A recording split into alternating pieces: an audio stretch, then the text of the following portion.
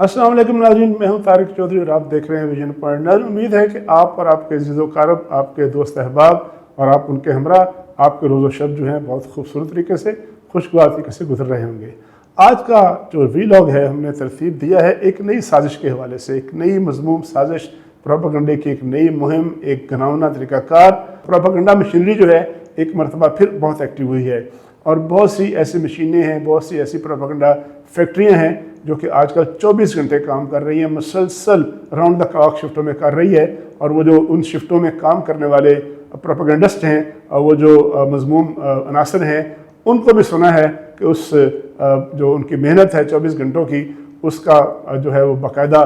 ना सिर्फ इवज़ाना मिल रहा है बल्कि उनको बाकायदा तौर पर बड़ी हैवी अमाउंट जो हैं वो ओवर टाइम की शक्ल में मिल रही हैं।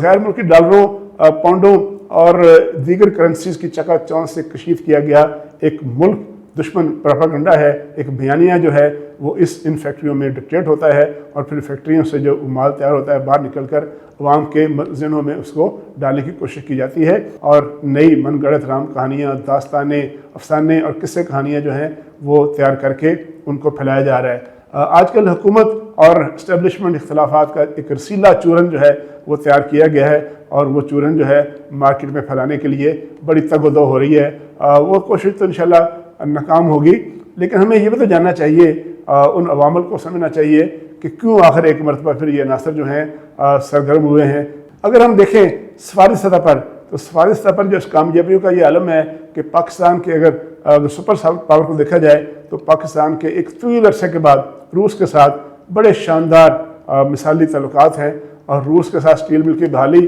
और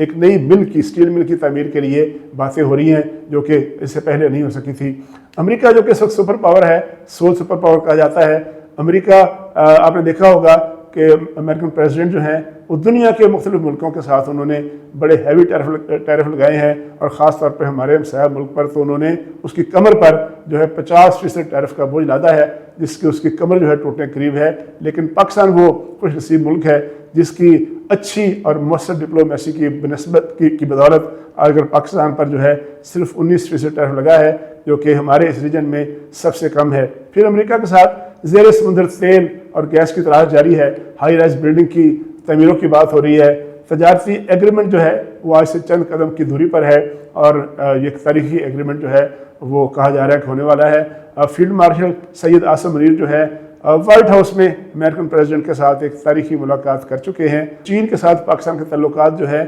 तावन की और जो बाहमी कोऑपरेशन है उसकी नई बुलंदियों पर जो है वो फायज हैं। CPEC के अगले मरहले डिज़ाइन हो चुके हैं और SCO सरबराही कॉन्फ्रेंस होने वाली है जिसमें प्राइम मिनिस्टर शहबाज शरीफ, उनके कैबिनेट के अरकान और मुसल्लह अफवाज के सरबराह फील्ड मार्शल सैयद आसम मुनीर भी अगस्त के आखिर में चीन जाएंगे। इसके अलावा अगर हम रीजन को देखें तो अज़रबैजान, तुर्की, ईरान, ये 3 मुल्क ऐसे हैं जिनके साथ पाकिस्तान के माशी तल्लुकात, मिसाली तल्लुकात कायम हो चुके हैं और ये तल्लुकात जो हैं हालिया चंद महीनों में बार बार मुलाकातें हुई और उनमें ऐसे ऐसे माहदे हुए हैं जो आगे चलकर पाकिस्तान के लिए बड़े सूदमंद साबित होंगे। बांग्लादेश, जिसके पाकिस्तान के साथ एक तल्लुकात की तारीख थी, गुज़श्ता 1-1.5 साल में बड़ी इनकलाबी तब्दीलियाँ आई हैं और अब पाकिस्तान बांग्लादेश जो है उनके दरमियान तल्लुकात का एक नया दौर शुरू हो गया है। 20 सालों के बाद कहा जा रहा है जापान बड़ा अहम मुल्क है और पाकिस्तान में बड़ा उसका अहम किरदार है सोशल सेक्टर में। जापान का दौरा प्राइम मिनिस्टर पाकिस्तान शहबाज शरीफ का जो है अगले 1-2 माह के अंदर जो है मतवक्को है और उसकी तैयारियाँ की जा रही हैं। इसी तरह अगर हम दिफाई लिहाज से देखें तो पाकिस्तान की जो दिफाई टेक्नोलॉजी है, चीन से पाकिस्तान ने Z-10ME हेलीकॉप्टर, जो दुनिया का जदीद तरीन हेलीकॉप्टर वो ख़रीदा है और वो पाकिस्तान में पहुँच चुका है। 40 हेलीकॉप्टर पाकिस्तान को मज़ीद मिलेंगे, लेकिन उसमें अहम बात यह है कि एग्रीमेंट ये हुआ है कि वो जो हेलीकॉप्टर हैं आइंदा आने वाले दिनों में वो पाकिस्तान में तैयार होंगे। अगर हम माशी मामला को देखें तो वो स्टॉक मार्केट जो कभी 42,000 से ऊपर में गई थी और कहा जा रहा था साबिक़ हुकूमत के दौर में कि Pakistan is at the verge of collapse, Pakistan is at the verge of bankruptcy, अब वो वही स्टॉक मार्केट जो है वो नया रिकॉर्ड कायम कर चुकी है और जो आखिरी क्लोजिंग हुई है उसकी जो पिछले हफ्ते के इख्तिताम पर 1,45,000 पॉइंट्स पर थी, जो तारीख साज जो है उसकी अचीवमेंट है। महंगाई बढ़ने की शरह जो है वो सिंगल डिजिट पर आई है और वो शरह सूद जो कि 23-24% पर थी وہ اب جو ہے 10% پر آ گئی ہے، اور اگلی جو کوارٹر آئے گا اس میں امید کی جا رہی ہے کہ وہ بھی سنگل ڈیجٹ پہ آ جائے گی۔ ٹیکسٹائل کی جو برآمدات ہیں وہ 33.7% جو ہے اس میں اضافہ ہوا ہے، اور جولائی کے مہینے میں پاکستان نے 1.9%، صرف ایک مہینے میں جو پہلا مہینہ ہے اس میں 1.9% جو ہے اضافہ ہوا ہے۔ یہ ایک بہت بڑی لینڈ مارک اچیومنٹ ہے۔ جو آئی ٹی کی ہماری جو برآمدات ہیں 3.8 ارب ڈالر تک پہنچ گئی ہیں، یہ بھی اپنے ہدف سے بہت آگے ہیں۔ اب مالی سال کے پہلے مہینے میں 2.7 بلین ڈالر کا اضافہ ہوا ہے، جو کہ 17% ہے، جبکہ ایک سال میں جو ہے وہ تقریباً 9% بنتا ہے۔ تو ترسیل زر کو دیکھا جائے تو 34.9 ارب ڈالر کی ترسیلات ظاہر ہوئی ہیں، جو کہ گزشتہ سالوں کی بنسبت 6% اضافہ بنتا ہے۔ یہ بھی پاکستان کی جو ہے وہ اچیومنٹ ہے۔ اب اس میں کوئی شک نہیں ہے، اب جو تازہ ترین صورتحال کا اگر جائزہ لیں، کوئی شک نہیں ہے کہ جو بانی پی ٹی آئی ہیں اور اس کی جماعت ہے وہ ملک میں افراتفری، عدم استحکام اور جو امن و امان ہے، نارملسی آف لائف ہے، اس کو خراب کرنے کے، اس کو ڈسرپٹ کرنے کے درپے رہتے ہیں، اور کوئی ایسا موقع نہیں جانے دیتے جس سے ان کے یہ مقاصد پورے نہ ہو سکے، کبھی احتجاج کی بات اور کبھی ہنگامہ رائی کی بات۔ ایسے وقت میں جب ملک میں بہتری کے آثار نظر آ رہے ہیں، یہ اعداد و شمار جو میں نے عرض کیے ہیں، تو ایسے وقت میں جب بہتری کے آثار نظر آ رہے ہیں، حکومت اور اسٹیبلشمنٹ جو ہے وہ ایک پیج پر ہوتے ہوئے ملک کی ترقی کے لیے اپنا کردار ادا کر رہی ہے۔ تو کبھی وزیر دفاع خواجہ آصف صاحب کی مستعفی ہونے کی خبر جو ہے اس کو پھیلا دی جاتی ہے، کبھی جو ہے پی ٹی آئی کے حواری اور اس کا جو پروپیگنڈا مشینری ہے سوشل میڈیا پر، وہ اس استعفے کے حوالے سے بات کرتے ہیں۔ کبھی وہ کہتے ہیں کہ فیلڈ مارشل سید آصف منیر جو ہیں وہ پریزیڈنٹ اسد زرداری کو ہٹا کر صدر بننے والے ہیں۔ کبھی نیا وزیراعظم جو ہے وہ خود ہی ایک تراش کے نیا وزیراعظم اس کو مارکیٹ میں لے آتے ہیں۔ کبھی جو ہے وہ کسی کابینہ کے رکن کے بارے میں منفی پروپیگنڈا کرتے ہیں، جو کہ بے بنیاد لغو اور من گڑت ہوتا ہے۔ حقیقت یہ ہے کہ اس وقت حکومت اور اسٹیبلشمنٹ اپنے آئینی کردار کے دائرے میں رہ کر اپنا جو ان کا رول ہے، اپنی جو کنٹریبیوشن ہے ملک کی ترقی کے لیے ادا کر رہے ہیں، اور دونوں جو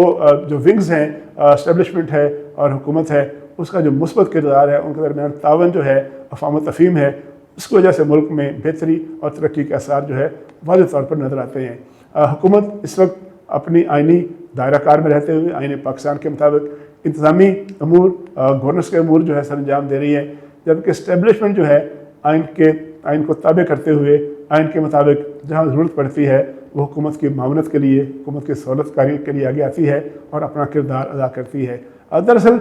اس وقت جو ہے اس پروپیگنڈے کے پیچھے، اس من گڑت مہم کے پیچھے، اس افسانہ نگاری کے پیچھے اصل بات یہ ہے کہ کچھ عناصر جو ہیں وہ ملک میں عدم استحکام پیدا کرنا چاہتے ہیں، تاکہ حکومت اور اسٹیبلشمنٹ کے درمیان غلط فہمی پیدا ہوں اور آپس میں تصادم ہو، محاذرائی کی کیفیت ہو، اور جو ہے ان کے جو مقاصد ہیں اصل میں کیسز کے جو ہے فیصلے آنے والے ہیں، جو ہے کچھ اور داستانی منظر عام پر آ رہی ہیں، جو خیبر پختونخوا میں بیڈ گورننس ہے وہ سامنے آ رہی ہے، بہت سے جو قید کی رہائی جو ہے وہ دباؤ ڈال کر لینا مقصود ہے، احتجاج ناکام ہو چکے ہیں، دھرنے ناکام ہو چکے ہیں۔ ایک اور جو ہے بہت بڑا اپنے طور پر ایک تیر چلایا تھا، اور ان کا یہ خیال تھا کہ وہ بانی چیئرمین کے بچے جو کہ پاکستان کے شہری بھی نہیں ہیں، اور ان کا ایک ہوا کھڑا کیا گیا کہ وہ پاکستان آئیں گے اور پاکستان آنے سے پہلے امریکہ جائیں گے، اور ایسی شاندار ایسی مہم چلے گی، امریکہ کا دباؤ آئے گا اور وہ اپنے والد صاحب کو، عمران خان صاحب کو رہا کرا لیں گے۔ تو اب وہ جو قاسم صاحب اور سلمان جو کہ بچے ہیں عمران خان صاحب کے، ان کا وہ جو ایک کارتوس تھا وہ بھی چلنے سے پہلے ٹھوس ہو چکا ہے۔ خیبر پختونخوا میں وزیر اعلیٰ جو ہیں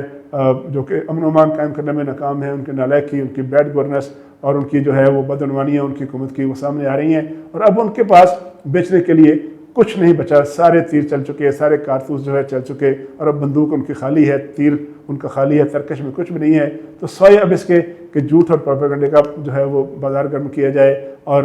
ایک جعلی پروپیگنڈا کیا جائے،